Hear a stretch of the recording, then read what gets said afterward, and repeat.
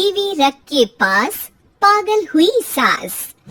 आजकल वर्मा जी की पत्नी देवकी जी केबल पर रियलिटी शोज देख देख कर बहुत कुछ सीख रही हैं। जैसे आज तो वो सुबह सुबह बेसुरे आलाप ले रही हैं। सारे गा मा धा। माँ जी, सारे गामा पाधा नीसा होता है। अरे वो तो सब गाते हैं, ये मेरा स्टाइल है। आवाज तो कम कर लीजिए माँ जी, पर्दे फट जाएंगे कान के। ये कहो कि पर्दों में आग लग जाएगी। देखना, मेरी आवाज सुन के जज आग लगा देगी, आग लगा देगी, तू तो आग लगा देगी, ऐसा बोलेंगे। सरिता वहाँ से परेशान होकर चली जाती है और सास रियाज जारी रखती है। सारे गाओ, सारे नाचो। तभी बाबूजी दुकान से लौटते हैं। अरे देवकी, क्यों तानसेन बनी हुई है? कान से खून निकालोगी क्या? अरे क्या हुआ, रियाज तो करने दो मुझे। इसको रियाज बोलते हैं? ऐसा लग रहा है जैसे घोड़े हिना रहा है। घोड़े पे बैठ के ही बम्बई जाऊंगी मैं तो, जब जज साहब कहेंगे कि देवकी तुम मुंबई आ रही हो। जज साहब, वो अदालत वाले? अरे नहीं नहीं, बड़े लोग हैं, आप नहीं जानते हैं। ओ मैं तो छोड़ चली अपना ये देश, बम्बई मुझे प्यारा लगे। गाना गाती हुई देवकी चली जाती है और बाबूजी अपनी सरफिरी पत्नी के इस संगीत प्रेम की चर्चा करने बहू के पास चले जाते हैं। अरे सरिता बेटा, सुनो तो, ये तेरी सास को क्या हुआ है बेटा? सुबह तो अच्छा भला छोड़कर गया था इसे। सिंगर बनेंगी अब वो। सिंगिंग रियलिटी शो में जाने की सुबह से तैयारियां चल रही हैं इनकी। हाँ, अब तो कोयल के सुर मेंढक छिड़ेगा। हे भगवान, सद्बुद्धि दो इसे। इधर बाबूजी भगवान को कहते हैं और उधर राधा रानी प्रकट हो जाती है, देवकी की मोहल्ले की सबसे पक्की दोस्त। क्यों रे देवकी, काहे इतना गला फाड़ रही है? कोई चीखने चिल्लाने का कंपटीशन है क्या? अरे ये देख, नया सिंगिंग शो, मैं भी गाऊंगी, हिंदुस्तान के दिलों की धड़कन बनूंगी। अरे इतना बेसुरा गा के दिलों की धड़कन नहीं, दिलों का अटैक बन जाएगी। इससे तो अच्छा है कि नाच ले। वैसे भी दिन भर मोहल्ले में नाचती तो रहती है तू, कभी इसके घर कभी उसके घर।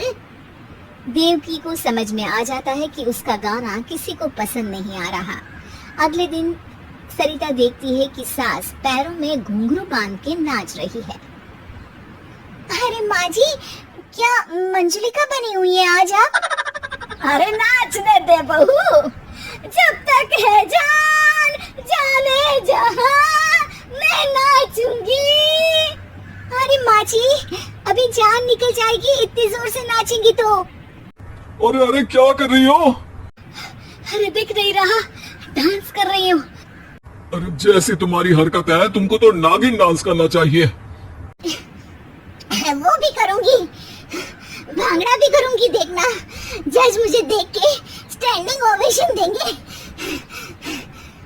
हाँ, स्टैंडिंग ओवेशन तो देंगे ही, ताकि खड़े होकर वहाँ से भाग सके तुम्हारा डांस देखकर।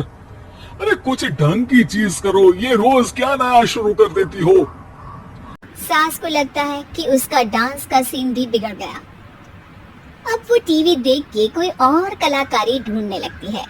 तभी उसे टीवी पर खतरों के खतरनाक खिलाड़ी शो दिखता है, जिसमें लोग अलग अलग स्टंट करते हैं। बस देवकी को नया काम मिल जाता है। अगले दिन सुबह देवकी डंबल लेकर कसरत करने लगती है। माँ जी, ये क्या कर रहे हैं आप? अरे खाली जैसे बनकर खलबली मचा दूंगी।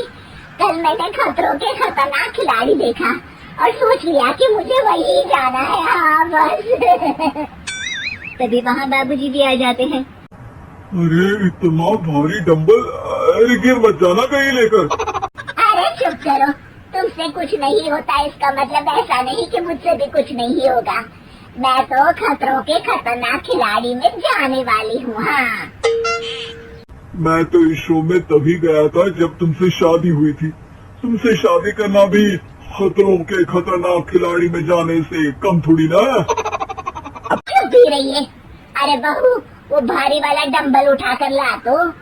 अरे नाना माँ जी, आप संभाल नहीं पाओगी। अरे मैंने टीवी में देखा था, एक आदमी कार उठा लेता है, इतना तो मैं उठा ही सकती हूँ ना। बहू घबराते हुए भारी वाले डंबल माँ के हाथ में दे देती है। जैसे ही माँ दोनों हाथ ऊपर करती है, पूरे शरीर का बैलेंस बिगड़ जाता है और वो पीछे की तरफ गिर जाती है। डंबल जाकर टीवी में लगता है और टीवी फूट जाती है। माँ जी, उठिए माँ जी। बाबूजी बहुत तेज हंसने लगते हैं। बाबा बाबा, टीवी और बीवी दो टेंशन थे मेरे, आज एक कम हो ही गया। बहू भी सास को उठाते उठाते इस बात पर ताली बजाकर हंसने लगती है और देवकी फिर से गिर जाती है। और इस बार देवकी भी अपनी बेवकूफी पे हंसी रोक नहीं पाती।